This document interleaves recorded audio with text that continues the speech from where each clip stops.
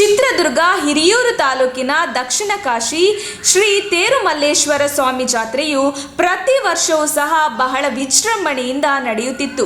ಆದರೆ ಈ ಬಾರಿ ಕೋವಿಡ್ ಹಿನ್ನೆಲೆಯಲ್ಲಿ ಸರಳ ಹಾಗೂ ಸಾಂಕೇತಿಕವಾಗಿ ನಡೆಸಲು ತೀರ್ಮಾನಿಸಲಾಗಿದೆ. ನಗರದ ಶ್ರೀ ತೇರುಮಲ್ಲೇಶ್ವರ ಸ್ವಾಮಿಯ ಬ್ರಹ್ಮರಥೋತ್ಸವ ಫೆಬ್ರವರಿ 17ರಂದು ನೆರವೇರಲಿದೆ. ಫೆಬ್ರವರಿ 5ರಂದು ಕಂಕಣಧಾರಣೆ, 19ರಂದು ಕರ್ಪೂರಧಾರತಿ, 21ರಂದು ಕಂಕಣ ವಿಸರ್ಜನೆ ನಡೆಯಲಿದೆ. ಪಾಳೇಗಾರ ವಂಶಸ್ಥ ರಾಜ ಕೆಂಚಪ್ಪ ನಾಯಕ 1446ರಲ್ಲಿ ನಿರ್ಮಿಸಿರುವ ತೇರುಮಲ್ಲೇಶ್ವರ ಸ್ವಾಮಿ ದೇಗುಲದ ಮೂಲ ವಿಗ್ರಹ ಕಾಶಿಯಲ್ಲಿ ಇರುವಂತೆ ದಕ್ಷಿಣ ದಿಕ್ಕಿಗೆ ಮುಖ ಮಾಡಿದ ಕಾರಣಕ್ಕೆ ದೇಗುಲವನ್ನು ದಕ್ಷಿಣ ಕಾಶಿ ಎಂದು ಕರೆಯಲಾಗುತ್ತದೆ. ಶ್ರೀಶೈಲ ಮಲ್ಲಿಕಾರ್ಜುನನ ಪರಮ ಭಕ್ತೆಯಾಗಿದ್ದ ಹೇಮಾರೆಡ್ಡಿ ಮಲ್ಲಮ್ಮ ತನ್ನ ಇಳಿ ವಯಸ್ಸಿನಲ್ಲಿ ಶ್ರೀಶೈಲಕ್ಕೆ ನಡೆದುಕೊಂಡು ಹೋಗಿ ದರ್ಶನ ಮಾಡಿ ಬರುವುದು ಕಷ್ಟವಾಗುತ್ತದೆ ಎಂಬ ಕಾರಣಕ್ಕಾಗಿ ಆಕೆಯ ಕನಸಿನಲ್ಲಿ ಕಾಣಿಸಿಕೊಂಡ ಮಲ್ಲಿಕಾರ್ಜುನ ಸ್ವಾಮಿ ಮಾತು ಕೊಟ್ಟಿದ್ದರ ಪರಿಣಾಮವಾಗಿ ಮಲ್ಲೇಶ್ವರ ಸ್ವಾಮಿ ದೇಗುಲ ನಿರ್ಮಾಣವಾಗಿದೆ ಎಂದು ನಂಬಿಕೆಯಾಗಿದೆ. ಹಿರಿಯೂರಿನಲ್ಲಿ ನೆಲೆಸಿದ್ದ ಮಲ್ಲಮ್ಮ ಆಗಾಗ ಕಾಲ್ನಡಿಗೆಯಲ್ಲಿ ಶ್ರೀಶೈಲಕ್ಕೆ ಹೋಗಿ ತನ್ನ ಇಷ್ಟ ದೈವ ಚೆನ್ನ ಮಲ್ಲಿಕಾರ್ಜುನನ ದರ್ಶನ ಮಾಡಿ ಬರುತ್ತಿದ್ದಳು. ಒಮ್ಮೆ ಹೀಗೆಯೇ ಶ್ರೀಶೈಲಕ್ಕೆ ಪ್ರಯಾಣಿಸುವಾಗ ದಣಿವಾಗಿ ಎಲೆ ಅಡಿಕೆ ಹಾಕಿಕೊಳ್ಳಲು ಬಯಸಿದಳು. ಅಡಿಕೆ ಪುಡಿ ಮಾಡಿಕೊಳ್ಳಲು ಕಲ್ಲೊಂದನ್ನು ಎತ್ತಿಕೊಂಡು ಪುಡಿ ಮಾಡಿ ನಂತರ ಬಿಸಾಡುತ್ತಾರೆ. ಮುಂದೆ ದಾರಿಯಲ್ಲಿ 2-3 ಬಾರಿ ಅಡಿಕೆ ಪುಡಿ ಮಾಡುವಾಗಲೂ ಅದೇ ಕಲ್ಲು ಸಿಕ್ಕಿದ್ದಲ್ಲದೆ ಮನೆಗೆ ಮರಳಿ ಬಂದಾಗಲೂ ತನ್ನ ಅಡಿಕೆ ಚೀಲದಲ್ಲಿ ಆ ಕಲ್ಲು ಗೋಚರಿಸುತ್ತದೆ.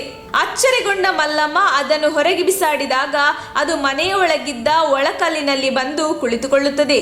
ಚೆನ್ನ ಮಲ್ಲಿಕಾರ್ಜುನನ ಸ್ಮರಣೆಯಲ್ಲಿ ಮಲಗಿದ್ದ ಮಲ್ಲಮ್ಮನಿಗೆ ರಾತ್ರಿ ಕನಸಿನಲ್ಲಿ ಕಾಣಿಸಿಕೊಂಡ ದೇವರು, ಇನ್ನು ನಿನಗೆ ವಯಸ್ಸಾಯಿತು, ಶ್ರೀಶೈಲಕ್ಕೆ ಬರುವ ತೊಂದರೆ ತೆಗೆದುಕೊಳ್ಳಬೇಡ, ಕಲ್ಲಿನ ರೂಪದಲ್ಲಿ ಬಂದವನು ನಾನೇ, ಇಲ್ಲಿ ನನ್ನನ್ನು ಪೂಜಿಸು ಎಂದು ಹೇಳಿ ಮಾಯವಾದನಂತೆ. ಕನಸಿನಿಂದ ಎಚ್ಚರಗೊಂಡು ನೋಡಿದಾಗ ಒಳಕಲ್ಲಿನಲ್ಲಿ ಇದ್ದ ಕಲ್ಲು ಲಿಂಗವಾಗಿತ್ತು.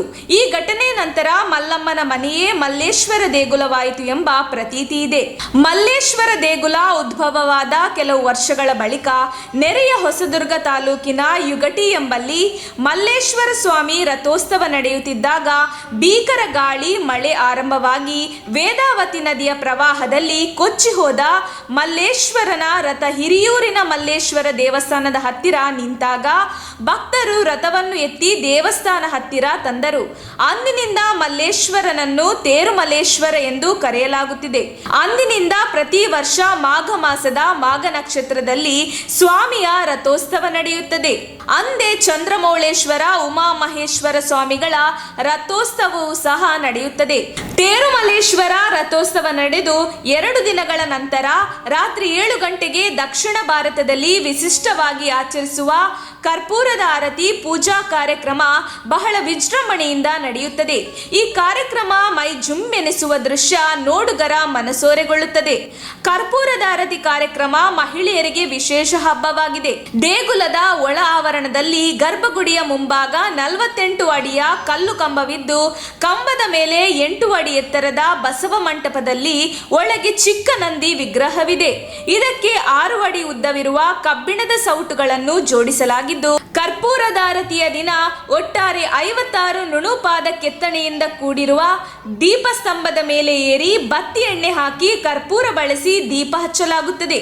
ಸುಮಾರು 56 ಅಡಿ ಎತ್ತರವಿರುವ ದೀಪದ ಸ್ತಂಭದ ಕಲ್ಲನ್ನು ಆಂಧ್ರ ಪ್ರದೇಶದಿಂದ ಹಿರಿಯೂರಿಗೆ ತರುವಾಗ ತಾಲೂಕಿನ ಅಂಬಳಗೆರೆ ಗ್ರಾಮದ ಬಳಿ ಬಿದ್ದು 2 ಹೋಳಾಯಿತು ಎನ್ನುತ್ತದೆ ಇತಿಹಾಸ. ಅದರಲ್ಲಿ ಉದ್ದವಿರುವ ಕಂಬವನ್ನು ಹಿರಿಯೂರಿಗೆ ತಂದು ಮತ್ತೊಂದು ಭಾಗವನ್ನು ಅದೇ ಗ್ರಾಮದ ರಂಗನಾಥ ಸ್ವಾಮಿ ದೇಗುಲದ ಮುಂದೆ ಸ್ಥಾಪಿಸಲಾಯಿತು ಎಂದು ಹಿರಿಯರು ಹೇಳುತ್ತಾರೆ. ಹಿಂದೆ ನಾಡನ್ನು ಆಳುತ್ತಿದ್ದ ದೊರೆಗಳು ಕರ್ಪೂರದ ಆರತಿ ಕಾರ್ಯಕ್ರಮವನ್ನು ಪುರುಷರ ಶೌರ್ಯದ ಪ್ರತೀಕವನ್ನಾಗಿ ಪರಿಗಣಿಸಿದ್ದರು. ಧೀರ ಪುರುಷರು 56 ಅಡಿ ಎತ್ತರದ ದೀಪಸ್ತಂಭವನ್ನು ಚಕಚಕನೆ ಏರಿ ಕರ್ಪೂರ ಹಚ್ಚಿ ನೆರೆದಿದ್ದ ಹೆಂಗಳೆಯರ ಮನ ಗೆಲ್ಲುವುದು ವಾಡಿಕೆಯಾಗಿತ್ತು. ಕಾರ್ತಿಕ ಮಾಸ ಹಾಗೂ ಜಾತ್ರೆಯ ಸಂದರ್ಭದಲ್ಲಿ ಸೌಟುಗಳಲ್ಲಿ ದೀಪ ಹಚ್ಚುವ ಸಂಪ್ರದಾಯ ಹಿಂದಿನಿಂದಲೂ ನಡೆದು ಬಂದಿದೆ. ದೀಪದ ಬೆಳಕು ರಾತ್ರಿ ವೇಳೆ 3 ಕಿಲೋಮೀಟರ್ ದೂರದವರೆಗೂ ಕಾಣುತ್ತದೆ. ಈ ಕಾರ್ಯಕ್ರಮದಲ್ಲಿ ಕರ್ಪೂರದ ಸೇವೆಯನ್ನು ಮಾಡುವುದರ ಮೂಲಕ ನಿರ್ಧರಿಸಲಾಗುತ್ತದೆ. ಹಿರಿಯೂರು ತಾಲೂಕು ಸೇರಿದಂತೆ ಚಿತ್ರದುರ್ಗ, ಚಳ್ಳಕೆರೆ, ದಾವಣಗೆರೆ ಮೊದಲಾದ ನಗರಗಳಿಂದ ಭಕ್ತರು ಆಗಮಿಸುತ್ತಾರೆ. 2 ಬುಡಕಟ್ಟು ಕಾಡುಗೊಲ್ಲರ ಆರಾಧ್ಯ ದೈವವಾದ ವೀರಕರಿಯಣ್ಣ ದೇವರು ಬರುವವರೆಗೂ ತೇರುಮಲೇಶ್ವರನ ರಥ ಮುಂದಕ್ಕೆ ಚಲಿಸುವುದಿಲ್ಲ. ಹಿರಿಯೂರು ತಾಲೂಕಿನ ಬೀರನಹಳ್ಳಿ ಮುಜರೆ ಗ್ರಾಮದ ಕರಿಯಣ್ಣನಹಟ್ಟಿ ಗ್ರಾಮದ ವೀರಕರಿಯಣ್ಣ ದೇವರು ತೇರುಮಲೇಶ್ವರ ಆಸ್ಥಾನಕ್ಕೆ ಬಂದಾಗ ರಥೋತ್ಸವ ವಿಜೃಂಭಣೆಯಿಂದ ಜರುಗುತ್ತದೆ.